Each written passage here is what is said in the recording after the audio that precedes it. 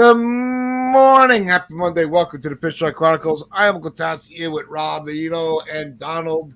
And although I say good morning, it is not a good morning for Yankee fans, as our illustrious manager decided that he just wanted to kind of take a weekend off in the middle of the season and put out some of the worst lineups and worst pitching matchups that he could possibly think of, and just I got to start with game two. All right, the fact that you had Volpe unavailable to start the game after the hit by pitch. First game, and they decided that it was a scheduled day off for Jazz, so he wasn't in the lineup, and we got blessed with the most incompetent ball player the Yankees have had probably since Aaron Hicks, and that was Pablo Reyes. And oh my God, he made his presence known almost immediately. That was some of the worst defensive plays. Defensive line, the guy can't hit a lick. I mean, he offers us nothing. But that's the guy that Boone's like, you know what? We don't need Jazz in the lineup after he has a 3-for-4 night. No. Why would we want to do that? We got Pablo freaking Reyes.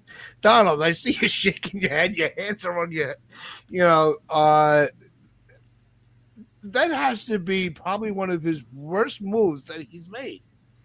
I was literally mad when I heard the lineup. When I saw the lineup, I was actually mad. I actually changed my fucking plans.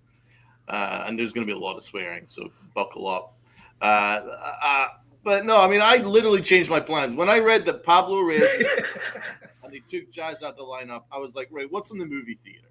So I found myself a really good shark movie, and I was like, yes! Fuck Pablo Reyes. I'm not doing that to myself. You want I go back in time for Pablo Reyes to put on one hell of a show. Oh, my God. So let's start with the fact he didn't cover third base. Oh. What was he doing? He was just standing there, just like he must have was having a coffee, having a cigarette, 3 feet from the base. Peraza makes a really nice play. There's one covering third. Oh, that's a really good start. All right, let's load up those bases then. Good job, Boone. Thank you, man. And then next one, line drive, which had a 0.80 batting average on those. And Pablo Reyes deflected it off his glove right into the corner. And let's round those bases, baby. Let's round those bases. Thank you, Reyes. What does he do? I want to know. What does he do? What does he offer? The last time we saw him, he was pitching, and he gave up 5 runs. Like, what does he offer? Nothing. He's a joke. He's an embarrassment. He has no business being a New York Yankee. He's no business being a baseball player. He's horrible. The Yankees got fooled by spring. The Yankees got completely fooled by spring, and they've just kept him in this roster. He should have been DFA'd a while ago. But they just keep him in there. Is he a mascot? What does he serve? So, I mean, let's go back to Aaron Boone. Pablo Reyes is who he is, right? I mean, he is as bad as I've ever seen play for the Yankees since Aaron Hicks, for sure. I think he's worse than Willie Calhoun, and he's worse than these dudes because he's actually hurting us more than them. So it is what it is. I'm blaming Boone. There's no reason for him to be in that situation. Jazz is batting 500. He is red hot. He's feeling great. I know the matchup's difficult. We get it, right? Against an excellent pitcher. But still, you ride that hot hand, man. He's batting 500. But another thing, why is Aaron Boone scheduling random days off in the middle of a Red Sox series? There's the Kansas City Royals the next series. If you really wanted to give him a rest, just have him rest the first day of the Kansas City Royals series so he gets 2 days off. Right? If that's what you really are worried about. but scheduling a random day off in the middle of a Red Sox series, I mean, it's embarrassing, man. It's a slap in the face again to the fans that pay hard-earned money to go to Yankee Stadium to get excited to watch a Red Sox series for the bottom of the lineup to consist of Pablo frickin' Reyes. I mean, it's a slap in the face.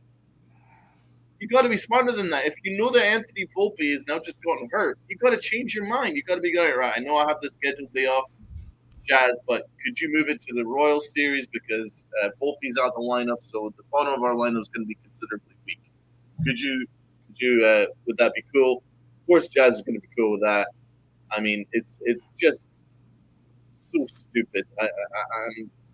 It's infuriating. It really is. I was so mad looking at that lineup, and I was like, well, Boone gets what he deserves. They deserve to lose. They got what they deserve. And to be honest, they got what they deserved last night as well, because by openly punting the middle game of the series, you're leaving yourself open to losing last night, things going wrong. Right? You got what you deserved. Aaron Boone got exactly what he deserved. And I hope he owns it, which he never will. But I really hope that deep down he knows he fucked up, because he really did. That is an embarrassment. And I've got a lot more to say, but Rob.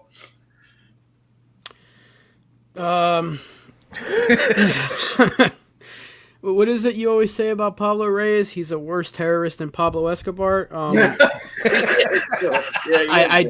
It made no sense. I actually jokingly put on Twitter that Pablo Reyes plays baseball today, and it was exactly what you'd expect. The guy doesn't hit, he doesn't field, he doesn't run well. His one strength was that he's supposed to hit lefties, and somehow that's the guy you put in the lineup to face Garrett Crochet of all people. I don't get it. The day off with Jazz, it should have been scrapped once you said Volpe was out, which, by the way, used Volpe when he had swelling on his arm and he did not look comfortable throwing to second. Another bad decision. And you could have hurt him even further. Luckily, it didn't matter. Volpe played yesterday and he had a decent game, but why was Jazz not available if Volpe wasn't available? So, I don't know, man. It just, nothing made sense in game 2. Nothing made sense last night. His decision-making with the bullpen, why Cruz couldn't pitch 2 nights in a row after he threw 9 pitches in the first game. You're telling me he can't go another game in a row after throwing 9 pitches? That was a winnable game. They came back. It was a 1-run game. When you bring in Ian Hamilton, who's still here, it was just a frustrating series because it was winnable. And much like the Dodgers series, it was a winnable series. And you think about these decisions that Aaron Boone has been making in 2 of our biggest series as of late. The Red Sox are struggling this year, but you still want to beat them. You want to beat your in-division teams, especially Boston. And you look at how he managed this one, how he managed the Dodgers series, and you're like, all those sayings about him buckling under the pressure, it's seemingly true because he manages so well against teams like the Angels and the Mets even. And the Mets are a damn good team, but he's managing like a complete moron when the lights shine brightest on him. And I don't get it. I don't want to put this all on him, but it's like everything that happened in this series, you can directly point at the manager for making that decision. Had Jazz started game 2, we probably win that game. And then you could sit him game 3 because, hey, we got the series. I know it's technically you're punting a chance at a sweep, but if you had the series in hand with the extra day off Monday, it would make a little more sense to sit him in the 3rd game and have him get 2 days so he's fresh for Kansas City, because the Royals are a damn good team as well. You don't want to take them lightly. So it's just the way he went about it, knowing you were down Volpe already, and then you're like, oh, we'll just be down Jazz too. So then you had to use both of them anyway, and now you had no more bench. And you took out DJ to pinch run with Volpe, who DJ's been on fire lately. You're taking him out of the game when he's finally hitting, but this is the guy that you made Jazz Chisholm switch positions for. So make it make sense here. I'm trying to figure out what he's doing. And then last night he says that the Red Sox put on their hitting shoes, or maybe he should put on his thinking cap and figure out how does he not know when Carlos Rodon is losing it? How do we all sit here and tell you the same thing every time? When Rodon is pitching well, he's not walking guys, he's not hitting guys. When he starts to struggle, The walks come. He walked, 4 last night, and he hit a guy. He leaves him in. He hits a guy, start the 6th. He walks the next guy. What did you think was going to happen? Like, he started to show the signs for the first time in, like, almost 2 months. He showed the first signs of, like, he's starting to lose his stuff a little bit here. He's been so good, so I don't want to blame Rodon. Everyone's going to be due for a clunker. Yarborough pitched like shit as well. But you leave him in after he walked the guy and then he hit someone, then he walks the next guy. Once he hit the first batter, take him out. Have a chance to save the game and come back and win it, and you don't. Aaron, it's like he has no feel for the game. He has no feel for his own players, and he's supposed to be a player's guy. You know, like I don't get it. It's, and I know we're still 14 games over. It's not the end of the world, but you see the way that he managed this, and you're like, with a depleted bullpen, it can't get much better. Especially if they're not going to get rid of some of these guys that are not helping. Like Ian Hamilton should be gone. Hedrick has been terrible. He should be gone.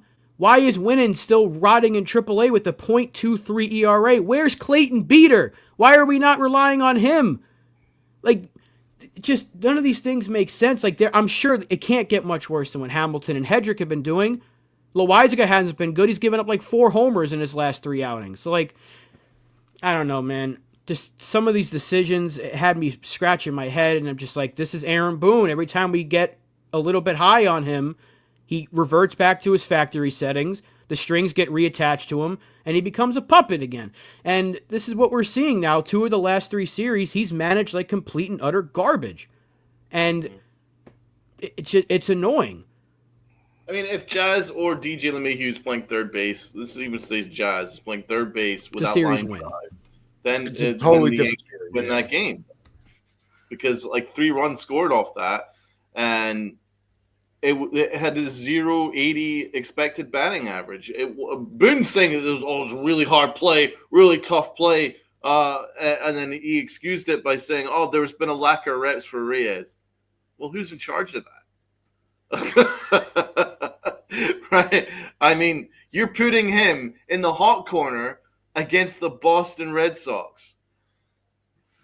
That's you. You did that. Oh, I think there is, but it's a tough play. I don't blame him for that. I don't blame him for not covering third. It was a tough play. It's a tough play. What are you doing? How can you justify that?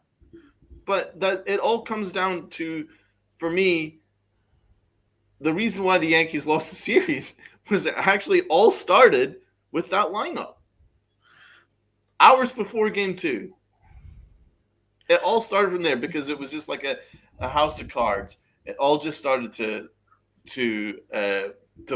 fall apart from that point, because you knew that Reyes was going to have a problem against the big hitting Red Sox lineup, standing in the hot corner. Anything hit towards them, I'll trust them, and as you shouldn't. So he was a big reason why we lost game 2. The lack of lineup. And you're right, Rob, about this whole, all right, Volpe's hurt. Why don't give him the full 24 hours? Yep. Well, he's just randomly pinch running? It was so weird. It was so weird. Like, it was just odd management. I didn't understand it. And it was almost like he was desperate to lose, because once we pulled it to within 1, he didn't ride the hot hand and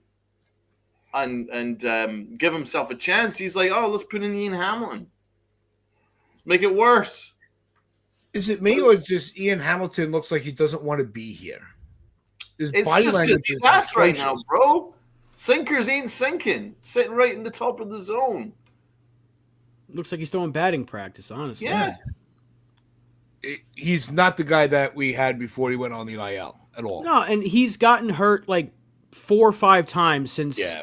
when he got him back. What was it, 2022, 23 that we got him? He's been on the IL several times since he was hot that year. Maybe he's just lost it.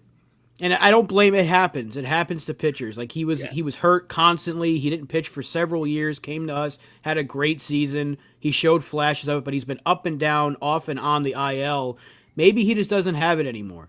And that happens. It's unfortunate because I do like Hamilton, but it's just like he's not a guy that you should be saying we can't get rid of him no matter what. It's not like he had this incredible career prior to the season and he's just having a rough go at it. Like he's been bad before. So it's like I don't know what they're relying on when there's multiple guys that you can go to right now in AAA that would probably be better than what you're getting from him and Hedrick. So it can't get worse. I just don't know what they're still seeing in it. He's throwing batting practice. The way he's even throwing the ball, like it looks like he's just and it's just a flat, what's supposed to be a sinker, and he's getting tattooed. It's the flattest delivery, the flattest pitch you'll ever see. And it's just, he looks like he's trying to figure it out on the fly, and he's like, he can't figure it out. And I feel bad for him, but I can't be too mad at Hamilton. I'm mad at Boone that he keeps putting him in these spots, knowing that he's not pitching well. He keeps putting him in positions to fail, and guess what? He starts to fail. Like, it doesn't make sense. It really doesn't. And it's just infuriating that this is the guy that Boone is using when Cruz is your best pitcher outside of Williams at this point in the bullpen. He threw 9 pitches in game 1. Why can't he pitch game 2? Because he used them last night. As Acevedo says, bro, well, he's got a really good point here. Boone doesn't care about the game in front of them. It's always the next game. Yeah, always the next game, always the next game, always the next game. And this has been a common complaint that I've had with the Yankee organization under Aaron Boone. They don't pay attention to the game that they're actually playing. They're always looking ahead. They're always looking ahead. They've done this several times this year already. They did it a bunch of times last year, especially in the summer. They're always just like, they just keep looking ahead to the point where the season ends. Because remember, that's how they handled October when we got swept by the Astros. That's exactly how they handled it. They handled it like they had an infinite amount of time, and it's a very weird way of managing because that ends up being how it's always going to be with the Yankees if they continue this philosophy. Oh well, you know what? We don't have the ideal pitching matchup right now. So what we're going to do is we're going to tank this game in order for us to be fully loaded for the next one. But you don't know what's going to happen in the next one. And that's why I have an issue with that philosophy. So by punting game 2 on a very winnable game, oh my God, it was so winnable. By punting game 2, which they did, if Aaron Boone even pretends to say that he wasn't punting game 2, then he needs a slap in the face. Because he was punting it, right?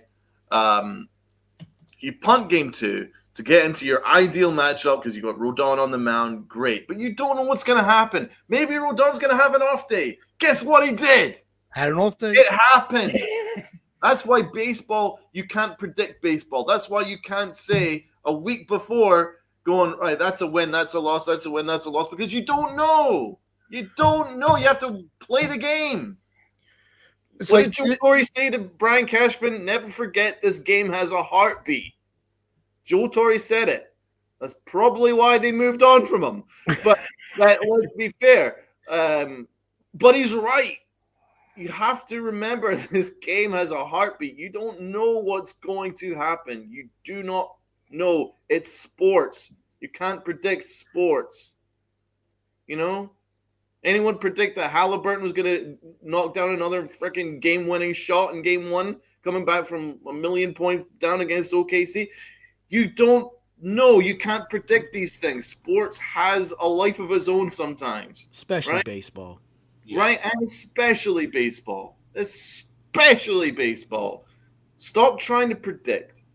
What you should do, you should always do, is play the game as hard as you can, try and win, and let the cards fall as they may. And if you are in a situation where you're down 4 late in the game, then by all means go, you know what? Considering where we're at, another games in the future, okay, maybe we can go with a less high leverage arm in this situation. That's the kind of stuff you can do. You know what I'm saying? Right? You know what? It's not working out too well. You know, maybe we can just put in Pablo Reyes. Why not in the 7th inning? We're down 5 runs. So it's okay. What's it gonna harm? But to do it from the very start, you're setting yourself up because you can't predict what's gonna happen in 24 hours. No one would have predicted that Rodon was gonna struggle. And by the way, I'm not blaming him whatsoever. I know I can see it on Twitter. Oh, well, come on. The guy's pitching shutout ball for like 2 months. He's allowed to have one bad outing. But you cannot predict baseball. Aaron Boone tried to predict baseball. He got exactly what he deserved. It was a shameful series. It really was. Yeah, and the series went exactly as we talked about on Friday. I said the offense for Boston is going to be there. The pitching has to be on his game, and our offense had to capitalize on a bad defensive team with suspect pitching. That's exactly what happened, and nothing, went to plan, except for the Boston bats showed up. They can hit. They have hitters on their team. The pitching is where this should have had high scoring games because the pitching was just that bad. It's sad to say, I think the only pitcher that really lived to the billing was Crochet. He was the only pitcher that showed up, really. Even he got tagged by Wells for 3 runs on one swing. And then he fell off at the end. Like, the pitching was, Warren, he gave us what we expected from him. He's a 5-starter, rookie, learning his, what's going on. Rodon, look, it's a throwaway outing. It sucks that it's against Boston. As I said, I was like, I don't care if we're up 30 games in a division. No fan wants to lose anything against that Boston. No, they suck. I hate them. I had actually had trouble sleeping last night because we lost that way to that team. Because the last thing you want to do when you have a team that you despise down 9.5 games in the division where they should never even become a problem, the last thing you want to do is give a team like that hope. Yeah, and like the pitching sucked in general. Boston's bullpen actually shut us down, though, in big spots. Aroldis Chapman's been good for them. Justin Wilson, Greg Weissert, a bunch of former Yankees are kicking our ass. They had a guy named Stock. Turn around, it's another former fucking Yankee coming out. Right, and I didn't even know who this Stock is. Yeah, Carlos Narvaez. It's not a surprise one bit that he's succeeding. No. I did not want to trade him. I hated that trade. I don't like the trade. I know the guy that we got, Rodriguez Cruz, is pitching well in like single A, but I mean, we could use Narvaez right now. We would, if we never made that trade, we probably win the series. It's amazing how that works, but they have a good team even without Bregman.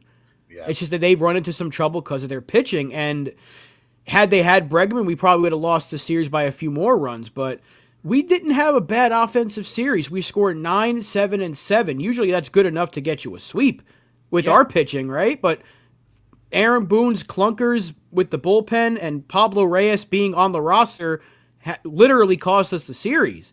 Like, he's cost us 2 of our last 3 series now against the Dodgers and Red Sox with his decision making. We could have 41 wins right now. Like, we'd be 41-23, and think of how many other games that you think about, like, his bad decision making in the past. So it's getting to a point where it's like we're not going to have the conversation about they're going to fire him. They're not going to. They just extended him, so there's no point of having that conversation. Yeah. But how many times are we going to go through the same exact thing? This is the 3rd time in the last 4 seasons that we started off going, oh, Aaron Boone's managing pretty well. Here's an 8. Here's a 9. Here's a 10 grade. Here, we didn't do anything wrong. He didn't cost us. And then the calendar turns to June, and he just gets like, it's like someone dropped a freaking bucket of water into his system, and he's just malfunctioning because everything he's doing is like going against what he did the previous 2 months. I don't get it. Like, why is it when the weather gets hot, he just completely implodes? I don't know, man. It's annoying that it keeps happening every year around the same time. Even in 2023, we were on a hot streak, and then Judge got hurt, and I understand because you lost your best player, but it's like Aaron Boone just forgot everything he knew about baseball. Yeah. Why do we know when Carlos Rodon's losing it, but he seemingly doesn't? I get it. You want to trust him because he's been so good, but when Rodon loses it, you know, because he starts to get erratic. He starts missing his spots. All of a sudden, he can't find the zone, and then he hits people. That's been one of his big issues: the walks and he hits people. It's a lot of batters, and that's when he gives up the big home run. It's been the same old song and dance with him. Luckily, this year he's been so much better that it hasn't been happening as much, but that's when you take him out of the game to avoid that. Aaron Boone's like, no, go ahead. Get through it. You hit a guy, you walk another guy. We'll be fine. We have Ian Hamilton to save you. Like, what are we doing here? Hedrick. Yeah, and Hedrick, who, I don't know. He's not a guy you want coming in to save a game, that's for sure. No. Hedrick's horrible. He's had a couple of outings where we've had like a really good lead or the game's already out of hand. And he's had an inning or two where he's looked really good, but Hedrick can't play in a close game. No. I have no faith in him whatsoever. He's a mop-up guy. That's what he is. Yeah, and he honestly, he was pitching well, and they sent him down. That probably was the worst thing they could have done. Yeah. Doran, they should have been looking for one in December. I don't want to hear that they're looking for one in June. Right. They're looking for a right-handed bat that plays third. He's looking until July. It's not a good market to find yourself. They had several chances to get that. Right.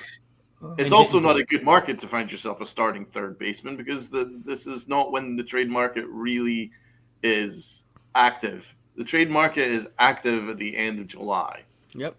That's when it's going to be. So you have to still do this for another month. Another month of this nonsense.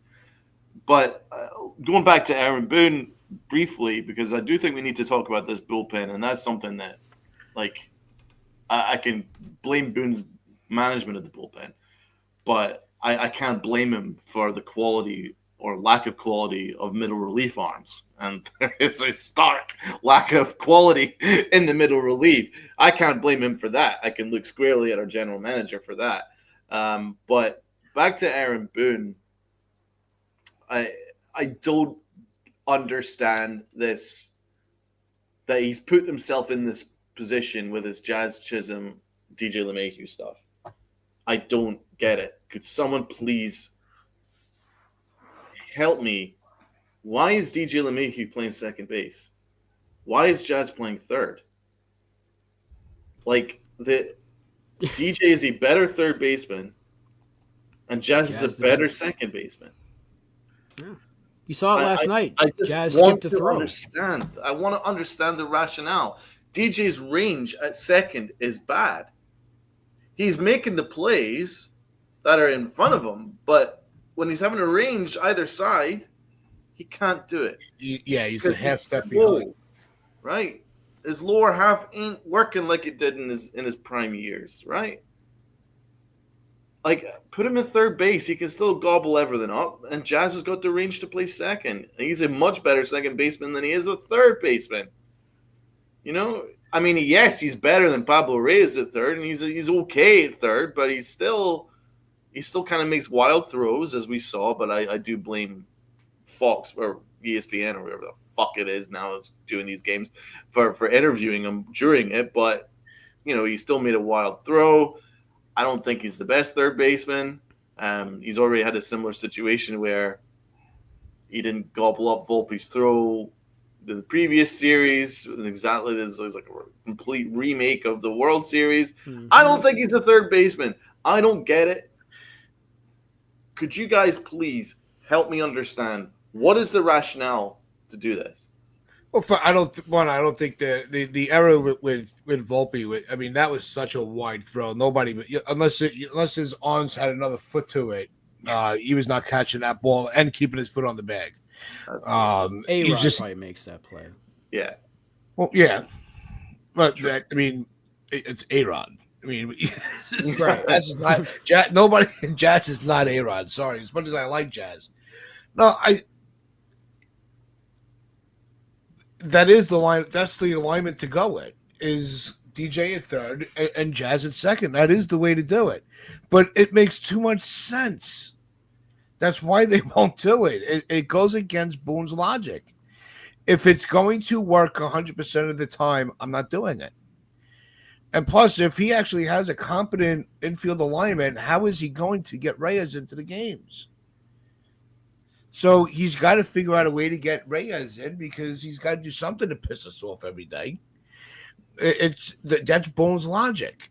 Put out crappy alignments, bad lineups, and piss the fans off. That's what he wakes up for.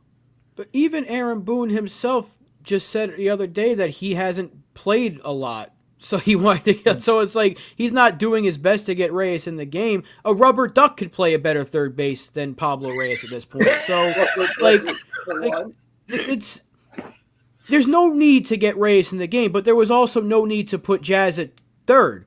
Just leave him at second. You had DJ who can still play a good enough third, and you have Peraza who can play a phenomenal third. So there was zero reason to make the switch. Yeah. It's not like Peraza was hurt or DJ was hurt and you didn't have a third baseman. It's like, oh, well, Jazz can play there. Okay, we have 2 third basemen, technically 3, on the roster. There's no need to put Jazz at third. He was playing fine at second. He was more than fine. Him and Volpe were actually a really strong duo up the middle for the first month before, or first few weeks before he got hurt. So why break that up? Peraza has shown you he was way above average. Right. Metrically, it was way above. Yeah. And Peraza's way above average no matter where you put him. So why are you changing something that doesn't need to be changed? And we said this when we were doing the shows last week when we were like, what's the logic here? And someone in the chat was like, it makes it easier to find a second baseman via trade. Well, you know what? Go get him then. Because if that's what you're waiting for, go make the trade now. But why wait? You don't know who's available. Like, who's to say with the Diamondbacks' injury problems right now, maybe in a month they're so far out of it that Suarez becomes available. So now you got to go trade for him and move Jazz back to second. I hope they get Suarez, but leave Jazz at second. Why are we trying to reinvent the wheel when we saw it last year? It cost us a World Series.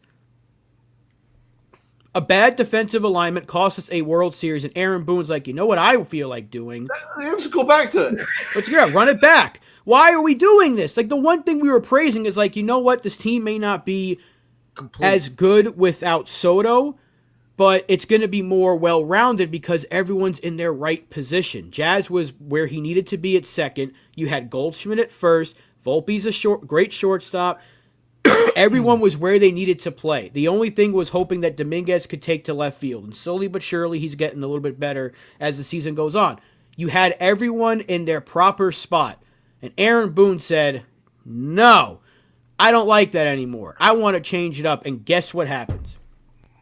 Jazz is not a good third baseman. I mean, they basically flew in the face to everything that they prepared for in the offseason. The whole offseason plan was Jazz Chisholm is playing second base. That's our plan.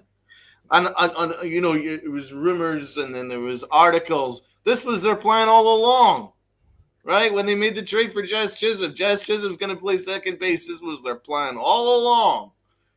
So they spent the entire offseason with that plan. Jazzes are playing second base, right?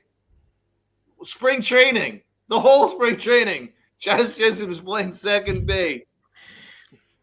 First 2 months of the year, Jazz Chisholm was playing second. Then they're just like, yeah, it's going too well. It's going too well. I don't understand why we shouldn't just completely fucking blow everything up for DJ LeMahieu. And by the way, DJ's playing well. He's playing much better than any of us ever thought. Yeah. He's playing great. He's exceeded the expectations. Put him at third base. Honestly, just put him at third base. Like, what are we doing? Jazz is not as good a third baseman as DJ LeMahieu is. And Jazz is a better second baseman than DJ LeMahieu is.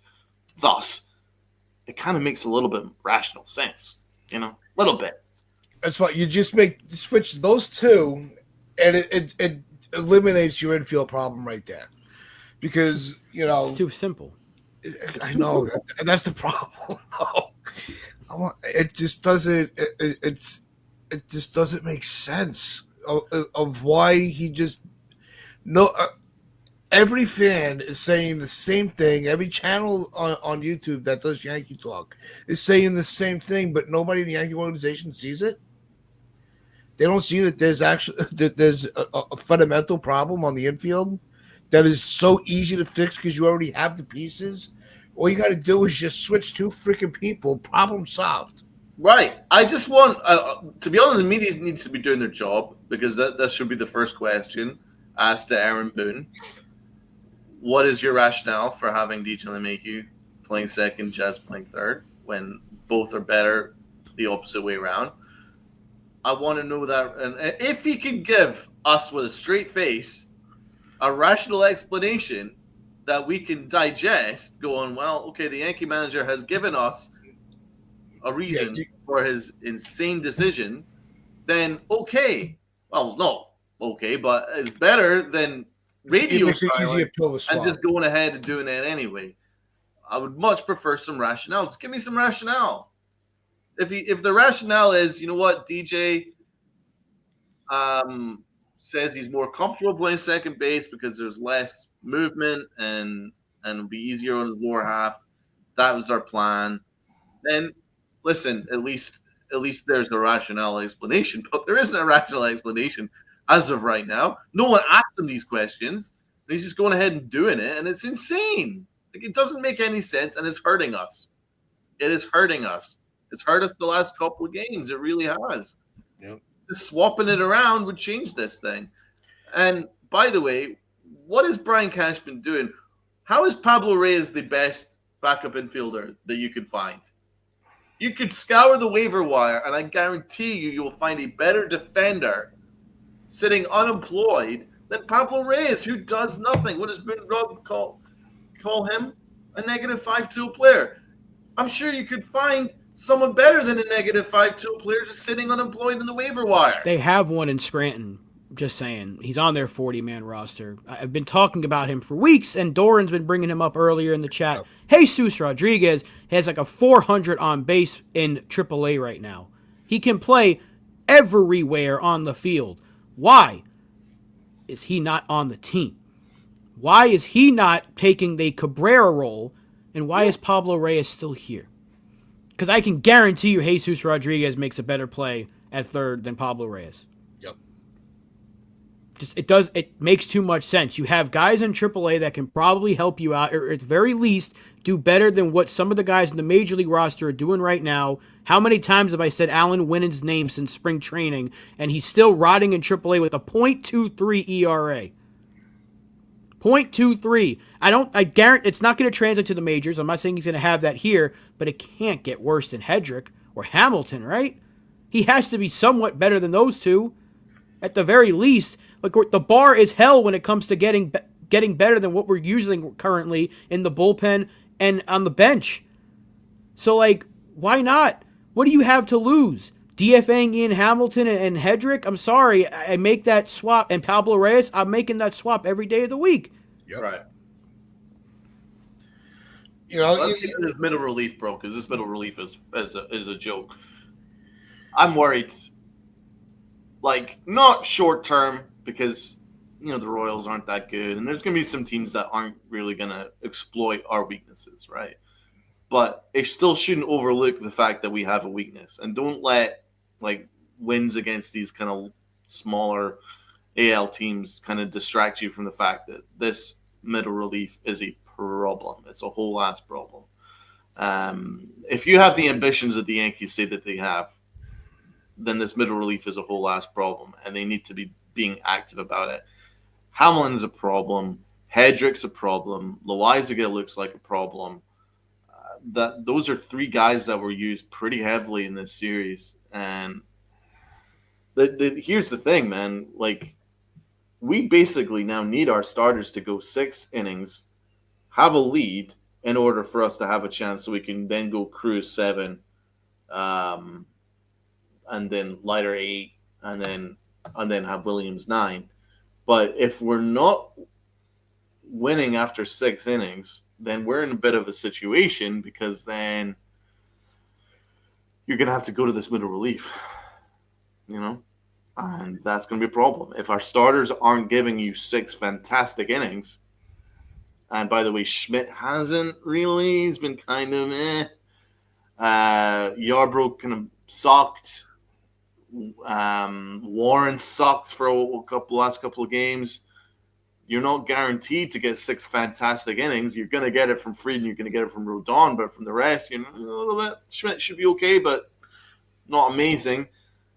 And then you're going to have to use this middle relief. And I don't like this middle relief, like, at all. Hill's good. After that, woo-hoo, it's ugly. Yeah, we went for if you look at the starting rotation from the beginning of the year and what we're looking at now, it's complete opposite. We're supposed to have Cole, Fried, Rodon, Heel, Schmidt. We don't have that right now. So you can only push the starters to go above their ability so far. Warren really had, he was looking pretty good for a couple weeks. His last start really wasn't what we expected, but he's a fifth starter, right now. So how much you can't expect him to be, and have ace-like outings every time. Yarbrough just kind of came down to earth a little bit. We'll see how he responds. Rodon had a very rare clunker where he had that, and again, one bad inning from Rodon. And the manager just got so comfortable with how Rodon was pitching, he forgot what signs to look for that Rodon doesn't have it. So it's just the same cycle over and freaking over again. Yeah, Will Warren should be better. Like, we can't be like, it's okay that you're giving up 5 runs to start. Like, you're pitching us out of a game. You're not going to be like, it's okay, he's just the 5th starter. Because if Stroman was doing that, we'd be calling for his head. So let's be a little fair. Will Warren has good stuff. It's just, I think he's more middle relief, multi-inning relief guy. I've been saying that for the last year and a half. I think he has the stuff to be a solid number 4, number 5, if he's putting it all together. And we saw samples of that this year. But against 2 of the better lineups he's had to face recently, he's gotten tattooed. The Dodgers took him to school. I mean, it can't get much worse than we did against the Dodgers, and the Red Sox beat the crap out of him too. So I think when you do get Stroman back, they're going to use him as a starter. What do we get out of him? Nothing. But I don't know if it can be worse than Warren right now. And then Warren can maybe be that guy that can come and get you strikeouts out of the bullpen. And maybe that's how you get better in the bullpen with Weaver out. That's something that you can do. Yarbrough, he's been better than anyone could have anticipated. So I don't want to get too down on him. He was pitching relatively well, then had one bad inning, and it just kind of unraveled for him. But otherwise, he's been great. Warren, he pitched well against 3 not-so-great teams, and then against the good teams, he's really, really struggled. Like I said, he's got stuff. He's got a great sweeper. He can get strikeouts. He seems to rack them up even in his bad starts. So I think he's better for the role that they're using Loizaga with. That should be Will Warren's role. And then when you get Heel back, you can get a little creative because Heel's not going to be throwing 6-7 innings because you're going to have to limit his pitch count.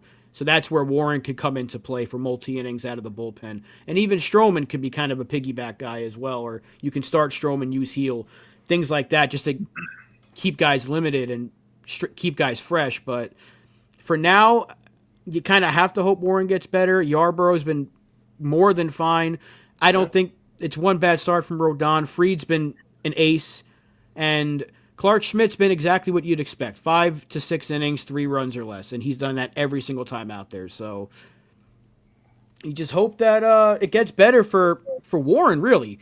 If Warren can just get back to giving you like a Clark Schmidt type of stat line, then we're going to win more games. But yeah, there is some concern with this middle relief because Loizaga is struggling. Cruz is prone to some hiccups here and there.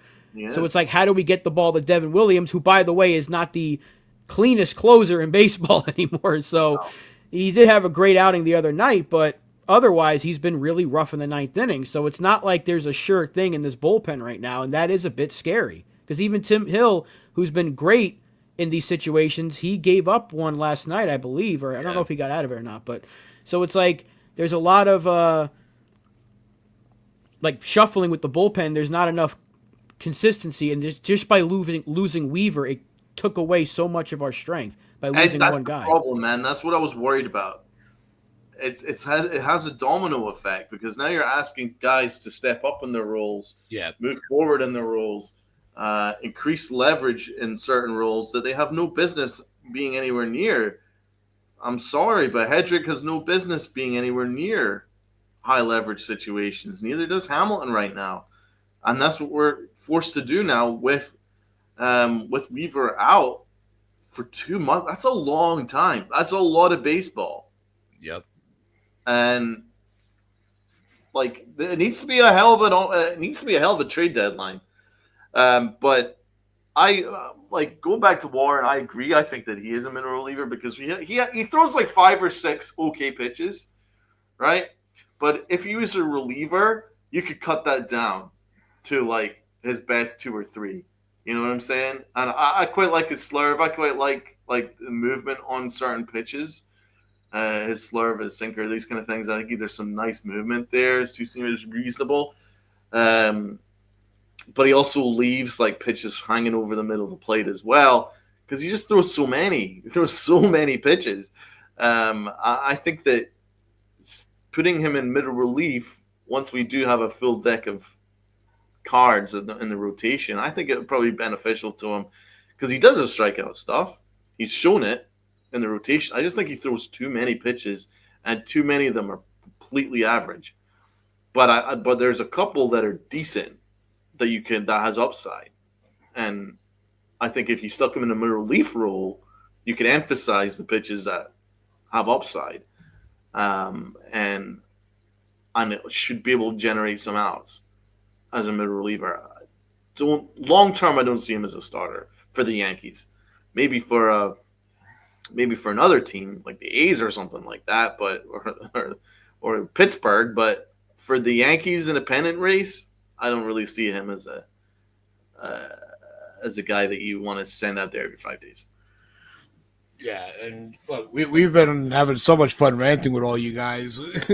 We are 48 minutes in, and it is finally time. Let's get into the awards. I know you guys all enjoy it. So make sure you hit that sub button so you can comment in on get your votes in for the awards. Let's get it going.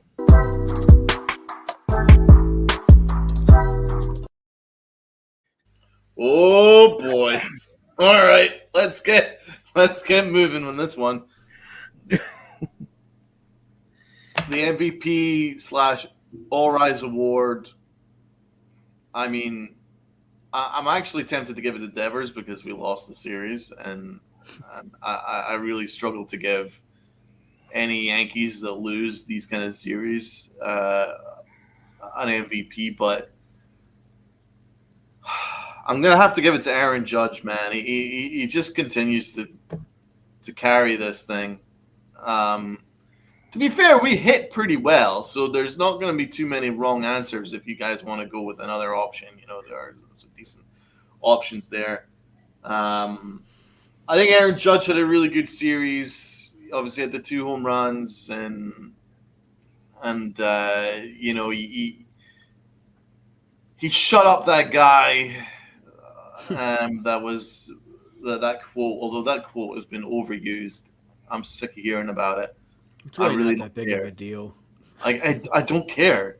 Yeah, we haven't even touched on that. But I'm giving Aaron Judge the MVP on the basis of he hit a home run. He smacked that on that idiot. But it's kind of be like, oh, if Sydney Sweeney was the last woman on earth, I wouldn't date her. I mean, honestly, like, is she asking?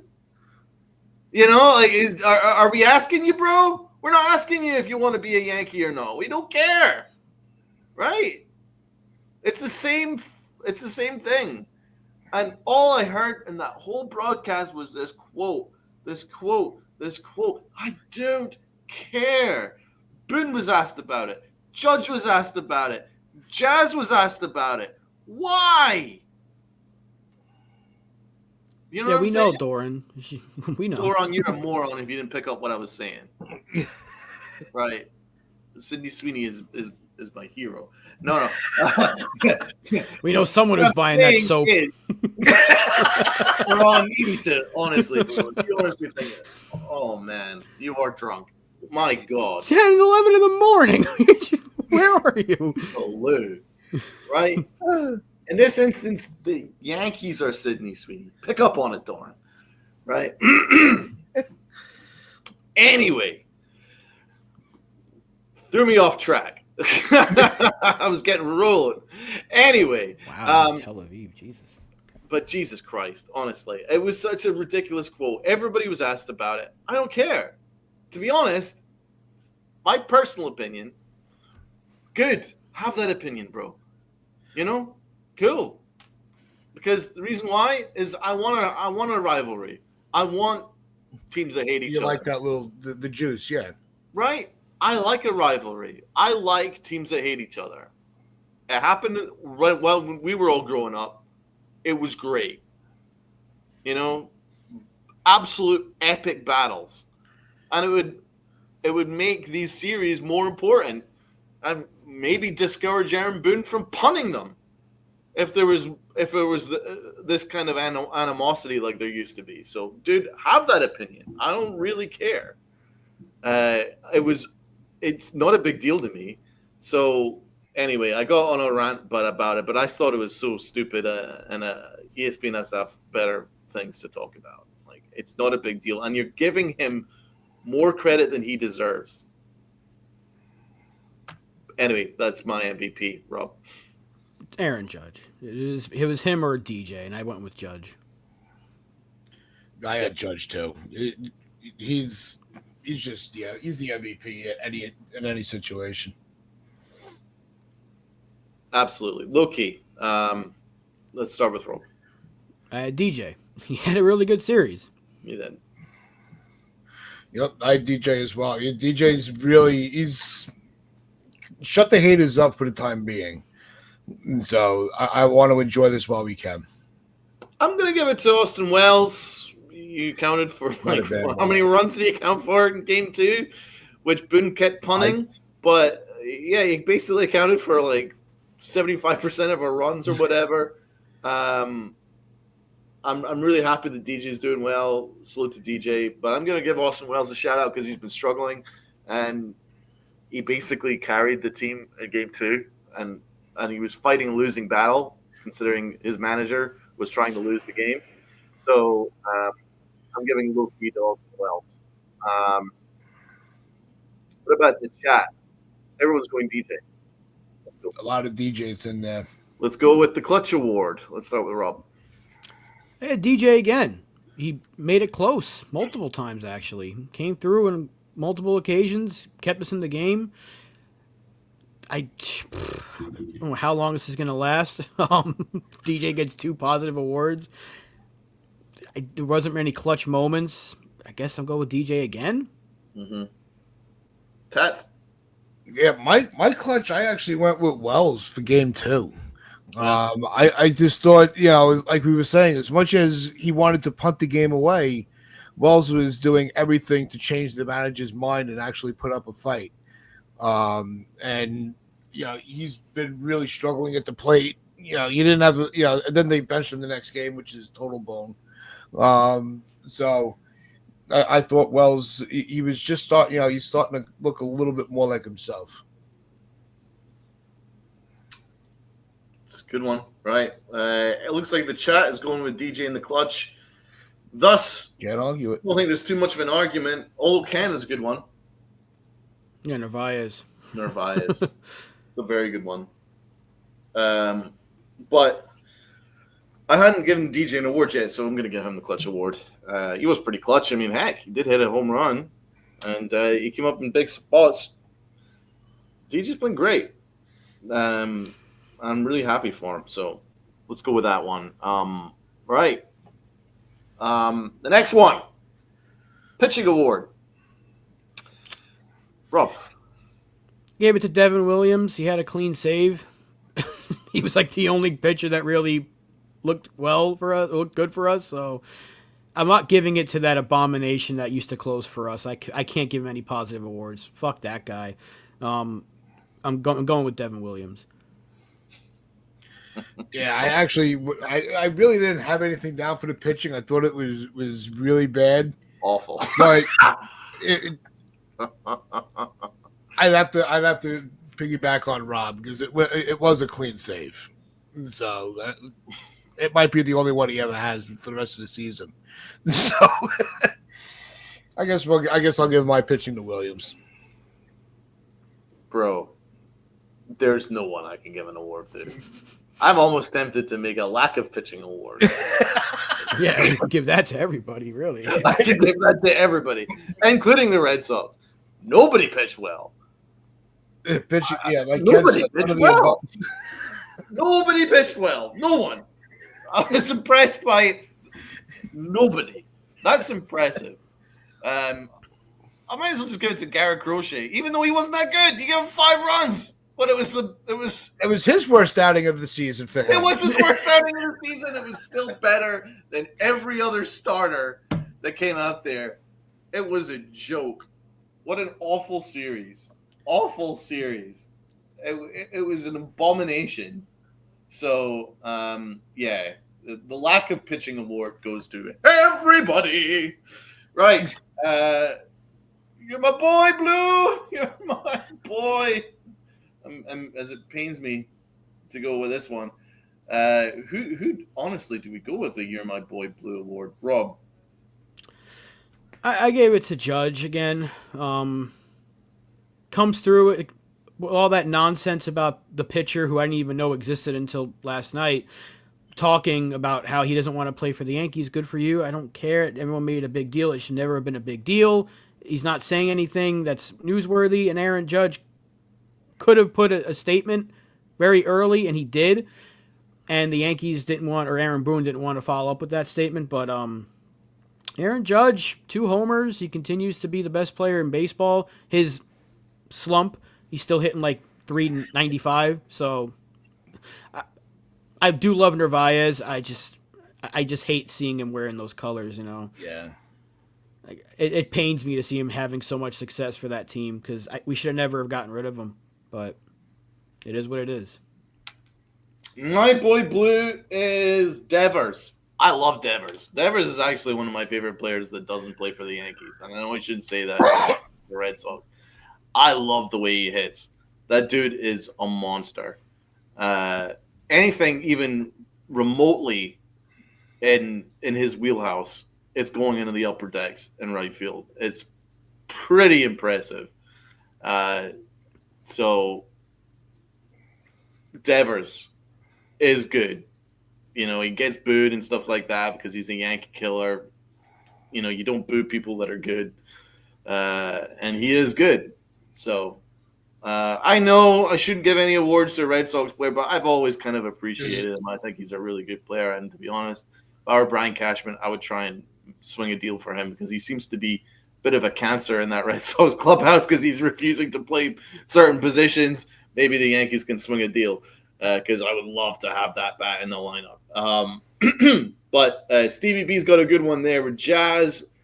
What I will say is I love Jazz's personality. I thought he was really cool in that interview, even though I hate these in-game interviews, and that is a consideration for an award. I hate these in-game interviews. I think they're really incredibly distracting. But Jazz's personality really shone through. He's such a good guy. Rob, why are you shaking your head like that? I don't. You know who.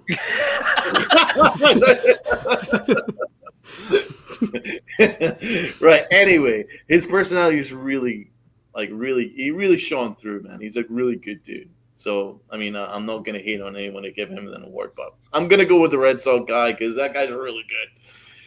Uncle Tats. Yeah, no, I'm not giving it. I don't want to give it to Devers, but to what you would say, you know, you have to appreciate the rivalry and the intensity of it. And Devers really embraces that he loves playing against the Yankees and hurting us. But my boy was Judge. After the comments, you know, that we were talking about, to just come in and be like, you know what, I'm gonna beat you with the bat. I don't have to respond to you. I thought that was a big beat you with a big statement from the captain. Beat you with a bat. I'm getting You're not Joe beating the Pesci. allegations, Tats. You motherfucker!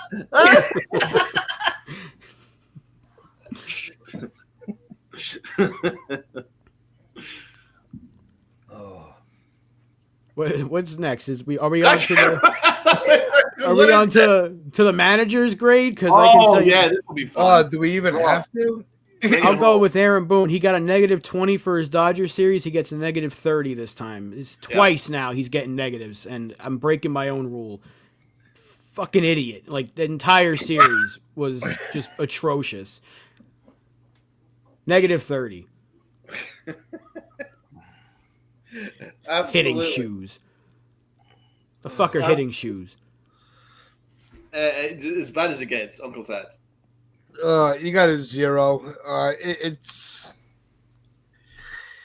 I'm not. There's no way you could even give him any credit for fucking anything this series. Nothing.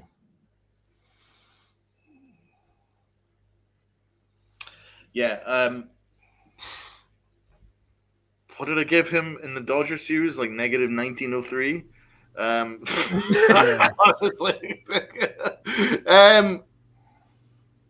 -2000. Dreadful. Just dreadful.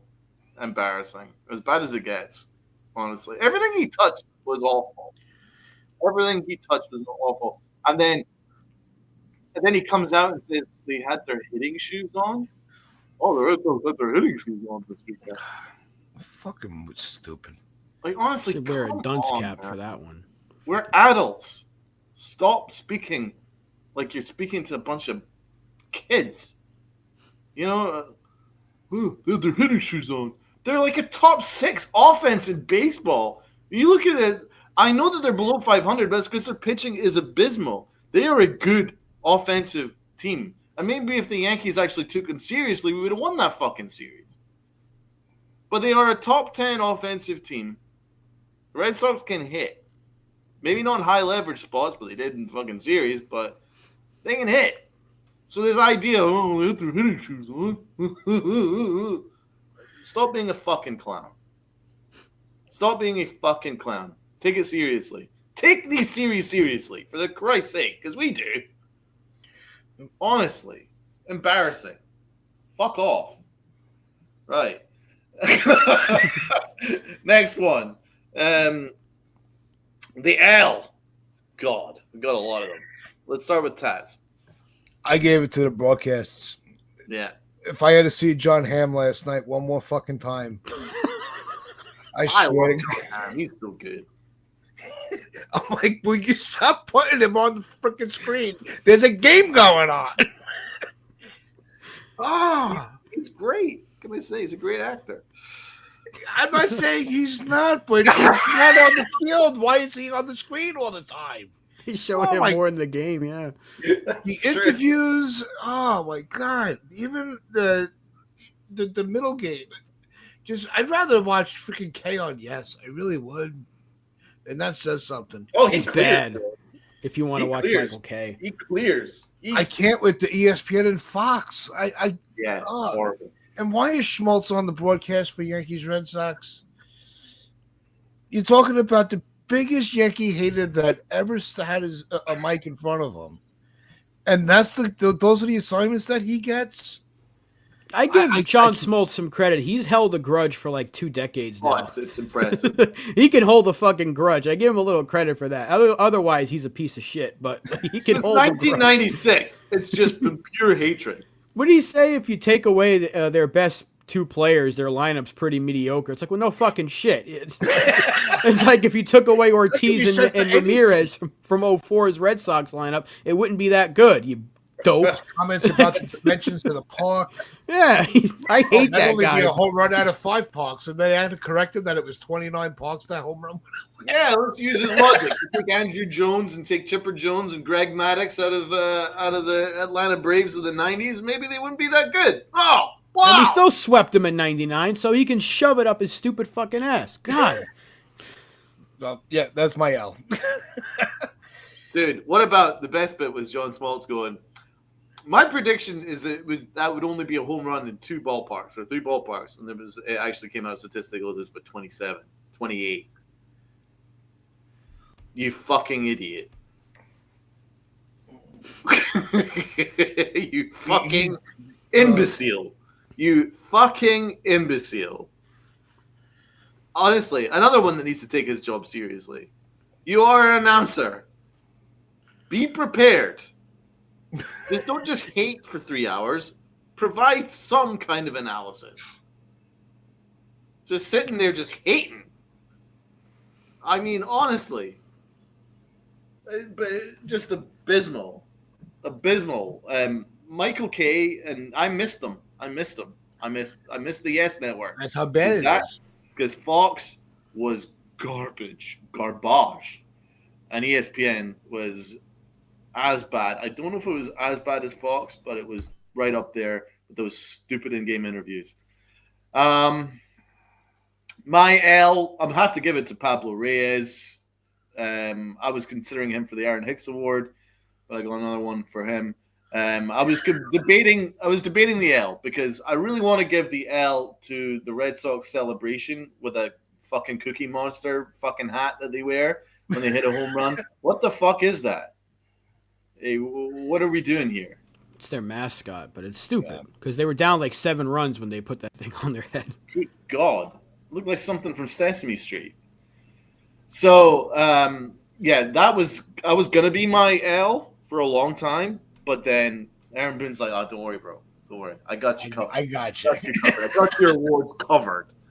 It has to be Pablo Reyes. Pablo Reyes is, I mean, we know what he is.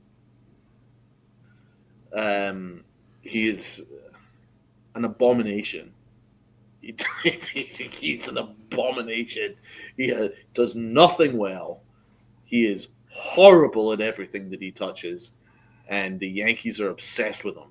They're going to keep him in that roster through hell or high water, and I'd love to know the reason for it.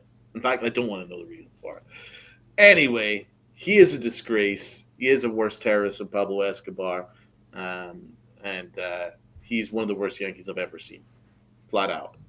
Awful. Makes January Jones look like a good baseball player. Awful. So he's my L. Rob. I gave it to Boone in the bullpen. Boone for his bullpen usage. It was atrocious. Yes. Tats. He already gave it to Smoltz. I just wanted to... Or the broadcast in general. Yeah. Wanted to double check. Right, let's get to the good one. There he is. Aaron Hicks. Tats, who's your Aaron Hicks award? This same guy that did that same exact look. I'm giving it to Boone because that's exactly what he did. He put his head down and watched everything go wrong and was like, what do I do? I don't know what to do. I've never done this before. He looked like he never managed a ball game. There he is. He had no idea what to do. I'm sorry, you're a manager for your 8th season now. Figure it the fuck out. Start taking these series seriously. Yes. That's all. And we're not asking you. We're not asking you for miracles to really do things that you've never done before. But you should be able to manage a baseball game.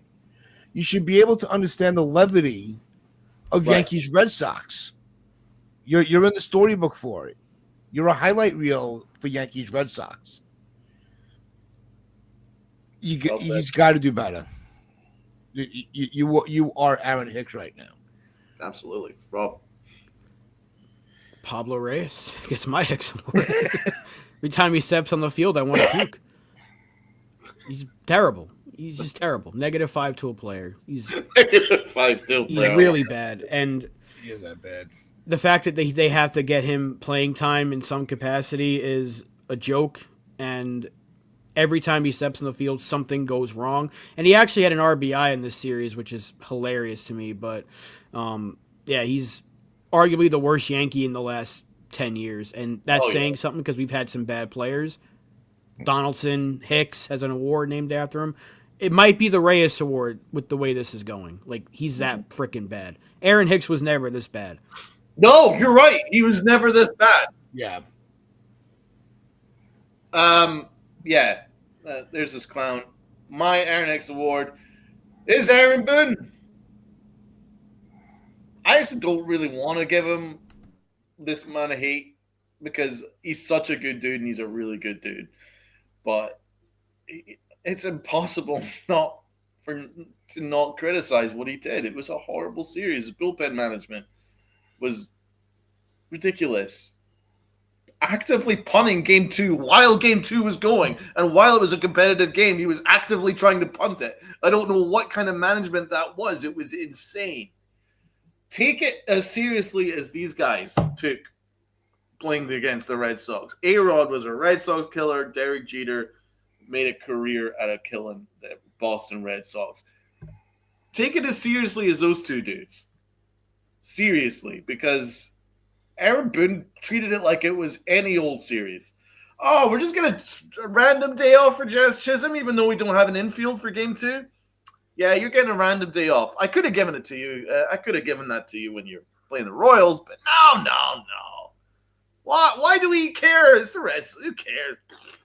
You know, it's only the most historic rivalry in baseball. You know? It's only the most historic rivalry in New York. What a fucking clown. And that wraps up the awards. It's also going to wrap up today's show. I want to thank everybody for hanging out. If you want more baseball and you want something interesting, today, 4 o'clock, once I get the information, please look for it on our social media accounts.